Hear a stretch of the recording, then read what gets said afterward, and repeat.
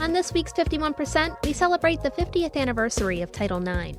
Civil rights lawyer Alexandra Brodsky discusses her book, Sexual Justice, about how schools can better address cases of sexual harassment and assault. I want readers to recognize that they don't have to pick a side in this big public debate that presents survivor justice and due process for the accused as warring interests. Coming up on 51%. I was standing around like one of those girls I had seen in a movie. The whole world was a movie back then. I had my sunglasses on, I wanted to be seen without seeing shy Lolita. I wasn't really in it, I didn't really get it. You're listening to 51%, a WAMC production dedicated to women's issues and experiences. Thanks for tuning in. I'm Jessie King. Today we're marking the 50th anniversary of Title IX. On June 23, 1972, just 37 words, passed as part of the Education Amendments of 1972, greatly broadened the opportunities for women in education. Those words are, quote, "No person in the United States shall, on the basis of sex, be excluded from participation in, be denied the benefits of, or be subjected to discrimination under any education program or activity receiving federal financial assistance," end quote. When Title IX came into law in 1972, it did so quietly, but it's still going strong. Last week, we discussed a new Marist poll that found a majority of Americans view Title IX favorably, even if they need a reminder about what exactly it is the legislation does. To celebrate Title IX, the Marist poll and Marist Center for Sports Communication held a virtual webinar earlier this month to discuss the law's history and impact. Nowadays, when we think about Title IX, we usually think about sports. But special guest Margaret Dunkel was an architect of the legislation, and at first she says no one considered how it might affect women in sports. Rather, the impetus of Title IX was equal opportunity for women in the workplace. The initial interest in Title IX was to open up careers and jobs and educational opportunities for women and girls, professional schools, graduate schools. 1 to 2% of doctors at law schools had quotas on women, no matter how brilliant, no matter how qualified.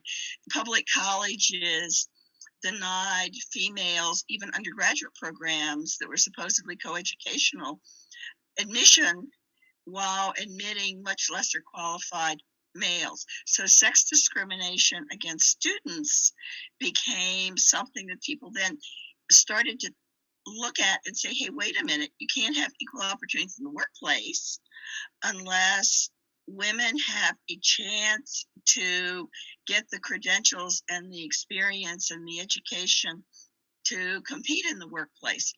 And Edith Green, who was the major sponsor of Title IX, wanted to get Title IX through the Education Amendments of 1972 as quietly as possible.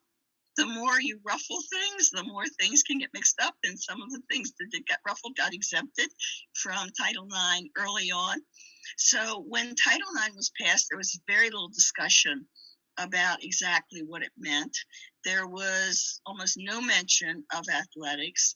And the American Council on Education, the Omnibus Education Association for Higher Ed, didn't even testify at the Green hearings because they didn't see sex discrimination as an issue.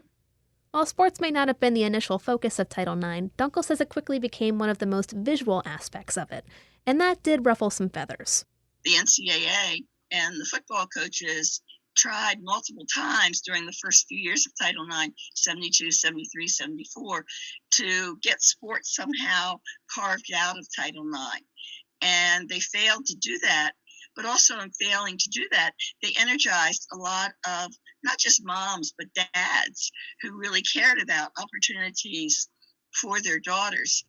One of those daughters was former WNBA All-Star and ESPN reporter Rebecca Lobo. Lobo says her mother was actually the Title IX coordinator at her public school, so she grew up knowing and exercising her rights from a young age.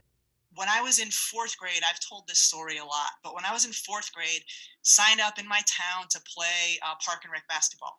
And they called my mom and said, we're sorry, only 2 girls signed up. Rebecca can't play. And my mom said, no, it just means you have to let her play on the boys team. And so I did. The other girl chose not to, but I did. I was the only girl on this all boys team. And what strikes me now is I have 4 children, and 3 of them are daughters.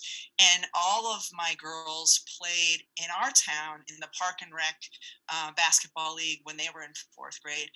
And I'm in a very small town, and there's enough 4th graders to field like 5 or 6 different teams. And there's no way any of that would have happened for them one generation later if it wasn't for Title IX. Lobo credits Title IX with increasing the popularity of women's college basketball, which she says prompted the creation of the WNBA in 1996. Lobo won the NCAA women's basketball tournament with the University of Connecticut in 1995 and went on to play as a center for the New York Liberty, Houston Comets, and Connecticut Sun before retiring in 2003. As we mentioned last week, the Marist poll found roughly 75% of Americans, including 78% of sports fans, believe Title IX had a role in increasing the prominence of women's sports. Nearly 2 in 3 Americans, more than 3 in 4 for those who have heard of the law, believe Title IX has had a mostly positive impact on high school and college sports. But is it being effectively carried out today? That's trickier territory. Traditionally, women's college sports still see less funding, viewership, and focus than their male counterparts. The NCAA took heat in 2021 after a viral TikTok video revealed the substandard weight rooms at the women's basketball tournament in Texas. In the big leagues, women's sports still lack primetime coverage on most major networks. The U.S. women's national soccer team recently won a $24 million settlement with the U.S. Soccer Federation, requiring equal pay for the men's and women's teams going forward, but only after a lengthy legal battle. Former NFL Network reporter Aditi Kinkhabwala and basketball analyst Julianne Vianney-Brain say they've seen their fair share of challenges even on the sidelines. I ran the Bengals all the way through the Super Bowl, and the Bengals defensive coordinator had no problem talking to me about the safety blitz or about, the Ravens defensive coordinator would sit here and talk to me about a fake blitz or this, that, or the other. It's the troll on Twitter who sits here and says, well, go back in the kitchen. I totally agree. Like, we feel as women, we have to be that much better in order to get that opportunity. Like, because they look at you first off and they don't respect you immediately, just from your looks and your voice. I was just asked this by CBS a few weeks ago. What should we be saying about Title IX 50 years from now? And I said, we should be saying it's irrelevant because it doesn't matter, because we don't have to be fighting for equal access to anything. Panelists agreed overall, however, that opportunities for women in sports are growing. They say women are increasingly calling games, sitting in the analyst seat, and even taking coaching and administrative positions on men's teams. Kinkhabwala says increasing awareness of the importance of legislation like Title IX and of women's sports as a whole is key to promoting equality on a grand scale. The point here is having the opportunity to chase whatever it is you want to chase, whether society says this is closed to girls or not. I think the more normalized it becomes for Rebecca's daughters and my daughter and to be competing and to think like, yeah, that's the norm. That's where we get to the point where that may seem naive. I don't know. Margaret, does that sound naive to you? Or do you feel like, okay, that's what it is? It just has to be a normalization. It sounds hopeful. I wouldn't say it sounded naive. It sounds hopeful. Where is it going? I mean, I think this is a journey. And the journey started with admission to schools and colleges and equal opportunities once you got in there. Sports became one driver. Then sexual harassment became a driver of the issue because it also affected opportunities to excel if you were scared or harassed or bullied. It's a journey. And so, for example, when Title IX was passed, do you know how many female members there were in Congress? 13. Oh. 13. It was 13, so that was less than 3%. The women got the right to vote in 1920. Title IX in 72 became, I think, the next most important equal opportunity law to pass. And today there are 149 females in Congress. So it's 30%. It's not 50%. It's not 100% as it used to be 100% male, but it's progress. So I think you need to look at what will propel the next level of progress so there really is an equal opportunity and equal representation in all aspects of society. You can find a link to the Marist poll and find more information on our website, wamcpodcast.org.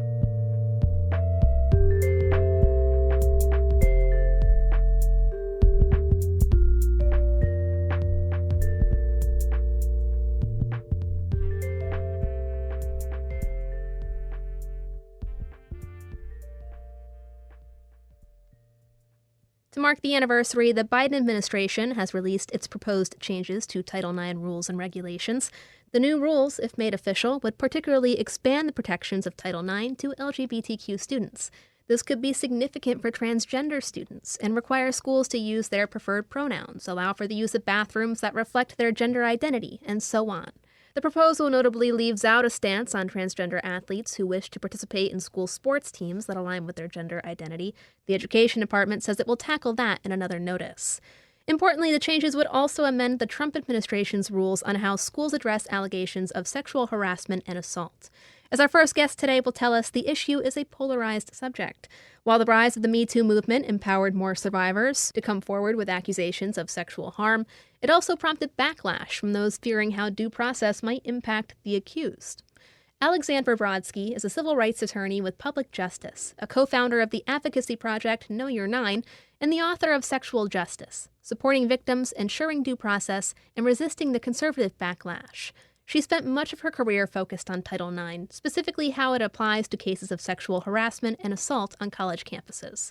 She says the goal of the book is to help readers understand that feminism and due process are not combating interests.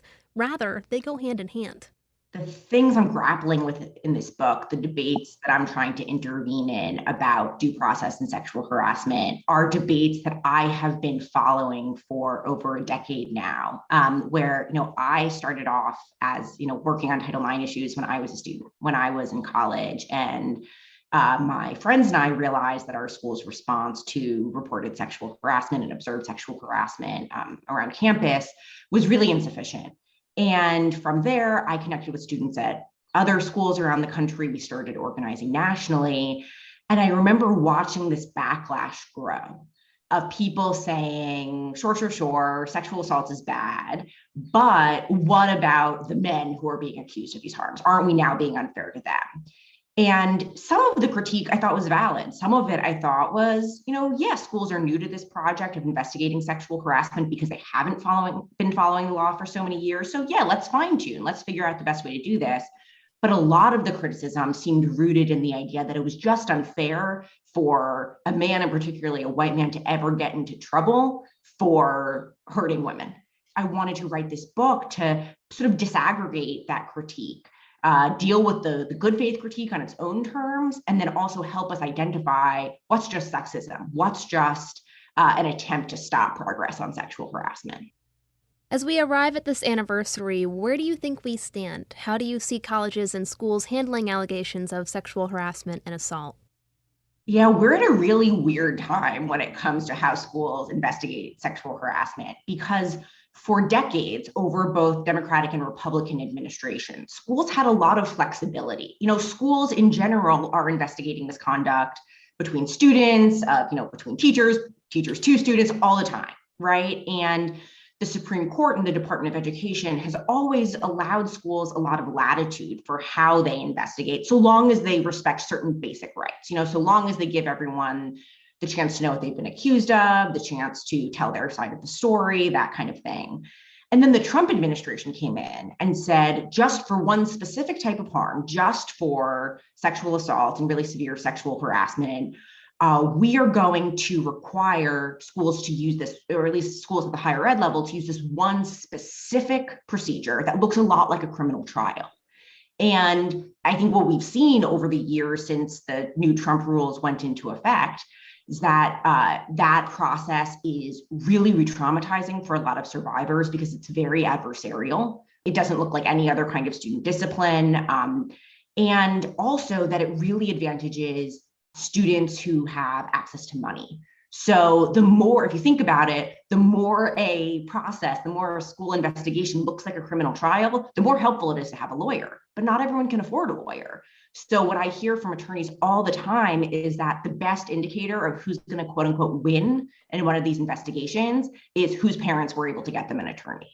One thing I talk about in the book is the importance of de-exceptionalizing sexual harassment. So what I mean by that is, this is a much more daunting question if we try to start from scratch and ask, how should schools deal with sexual harassment alone, this topic that has a lot of emotional and political baggage. But schools, just like workplaces, have lots of experience investigating misconduct of all kinds. Students get in trouble for hazing, for punching their roommate, for drinking, for cheating. And schools have developed ways to investigate that are fair, but that don't require people to, pay for attorneys, that don't require victims or witnesses to go through this really re-traumatizing experience. So my idea is, let's look to those general rules and figure out how we can make them bigger rather than trying to reinvent the wheel for sexual harassment alone.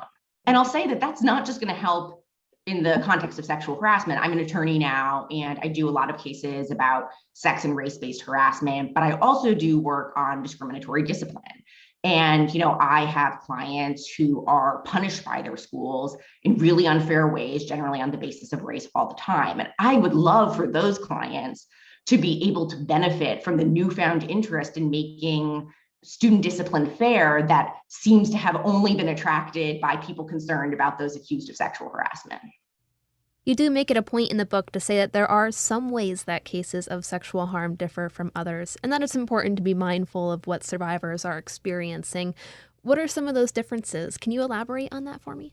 Yeah, absolutely. So, when I'm talking about procedure, my instinct is we want to treat these allegations the same as we treat other kinds of serious, sensitive allegations, race-based harassment, other kinds of bullying, hazing, that sort of thing. But I don't think that means that we have to pretend that there's nothing different about sexual harms compared to other kinds of harms. I think that many, though not all, survivors will say that sexual assault is a graver violation than other kinds of physical assaults, than being punched or something like that.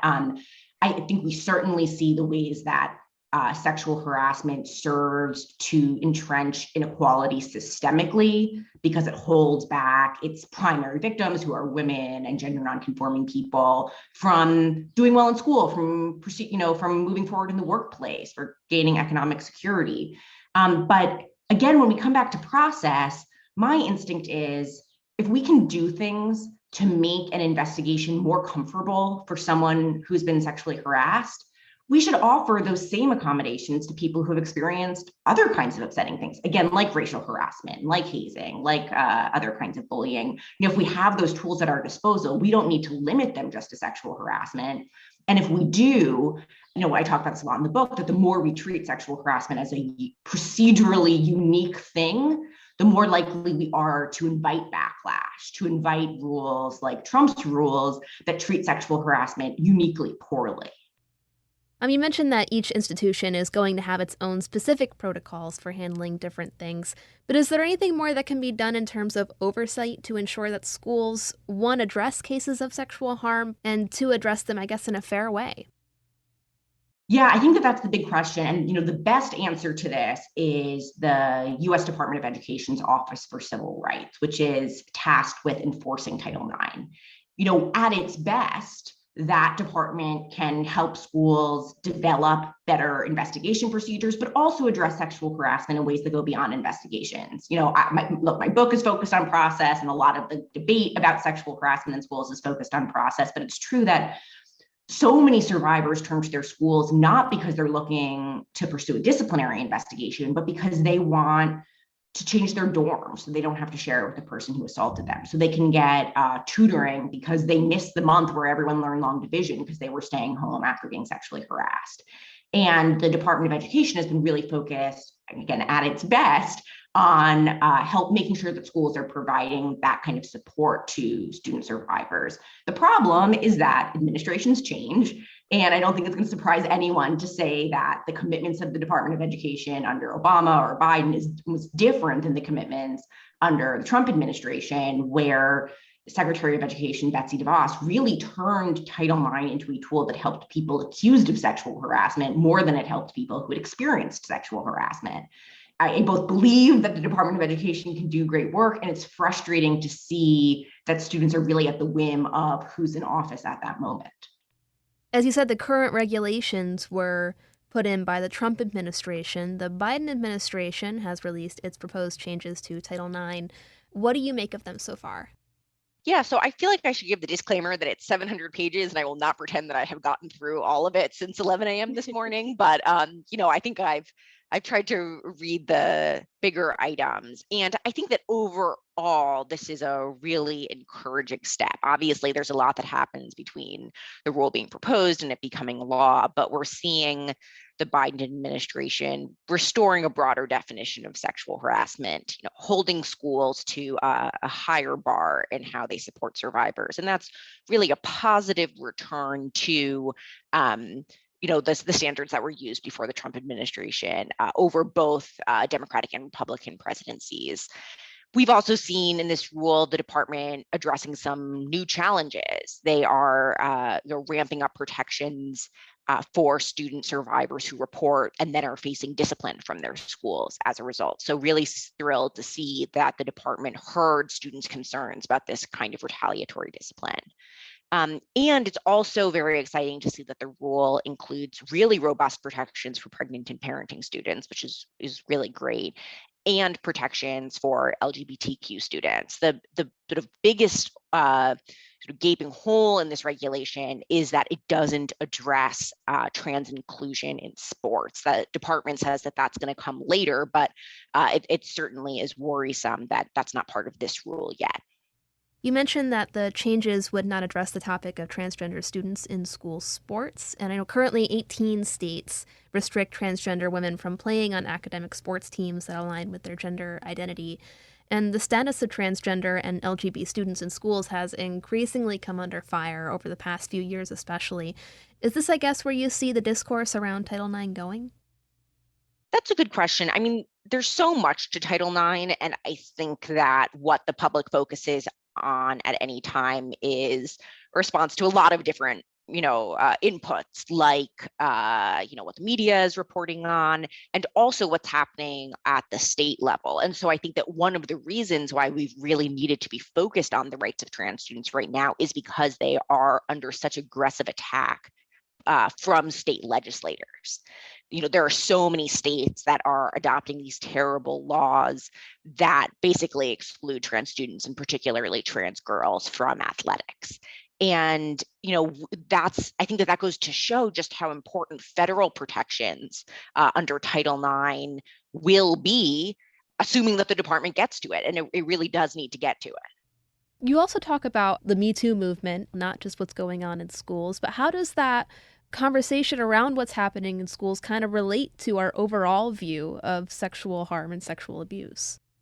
Yeah, I mean, it's been fascinating for me to see essentially the same debates about due process replicate in different contexts, particularly during the resurgence of Me Too. And, I had come into this work as a student. I was focused on Title IX. Most of my legal practice has focused on schools, but I saw the same dynamics being replicated in debates about the workplace, the same conversations replicated in discussion about, how we treat celebrities and politicians and, sexual harassment in Hollywood.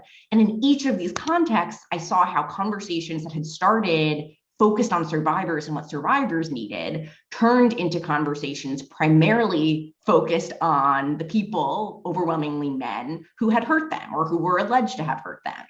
And, I kept having the same reaction in all these contexts, which is sure, I'm a progressive, I care about due process, we should give everyone the chance to be heard. But it was frustrating to see how much of that critique in all of these contexts seemed to really be, isn't it unfair to these powerful men in Hollywood, or isn't it unfair to Governor Cuomo that he might finally face some kind of repercussions for his action? So it's certainly, Title IX and dynamics in schools sort of been my entry point into this conversation, but I certainly don't think it's a debate that's limited.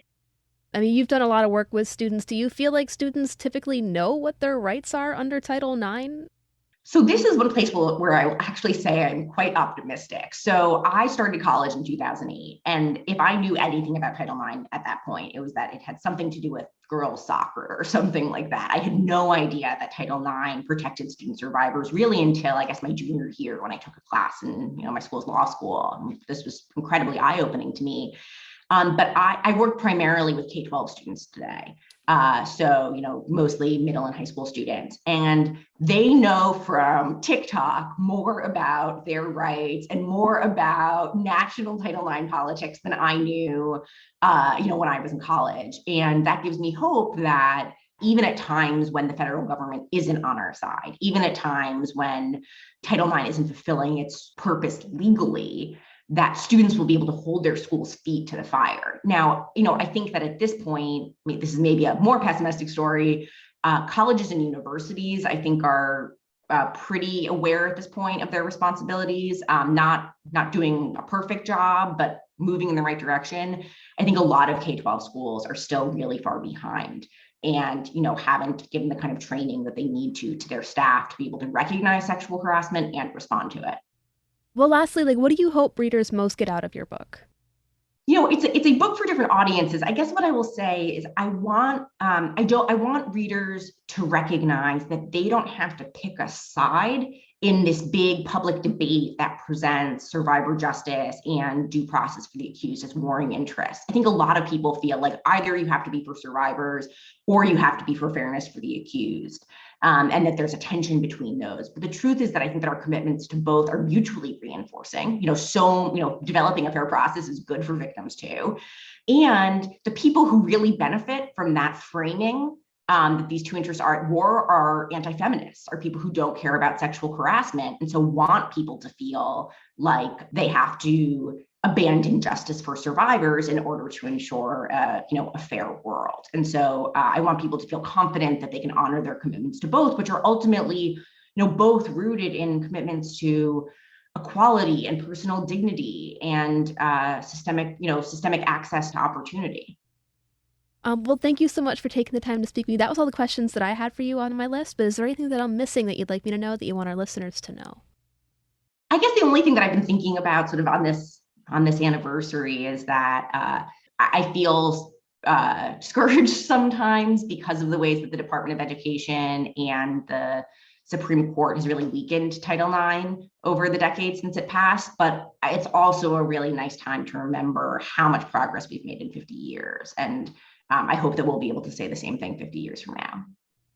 Alexandra Brodsky is a staff attorney at Public Justice, the co-founder and former co-director of Know Your Nine, and the author of Sexual Justice, Supporting Victims, Ensuring Due Process, and Resisting the Conservative Backlash. It's published by Metropolitan Books. Title IX turned 50 on June 23rd. Alexandra, thanks so much for taking the time. Yeah, thanks for having me. Thanks for listening to this week's 51%. 51% is a national production of WAMC Northeast Public Radio. It's produced by me, Jesse King. Our executive producer is Dr. Alan Chartock, and our theme is Lolita by the Albany-based artist Girl Blue. Before we go, it's important to point out that as of this taping, the Supreme Court has not yet ruled on Dobbs versus Jackson Women's Health Organization, although according to a draft opinion that leaked earlier this year, it is expected to overturn Roe v. Wade as a result. That ruling could come any day now. We'll discuss it next week on 51%. I was every single girl, I was nobody else, I was so sure of myself. I was 15 and a half, he was a hollow laugh. And I lost my cool somewhere along the way.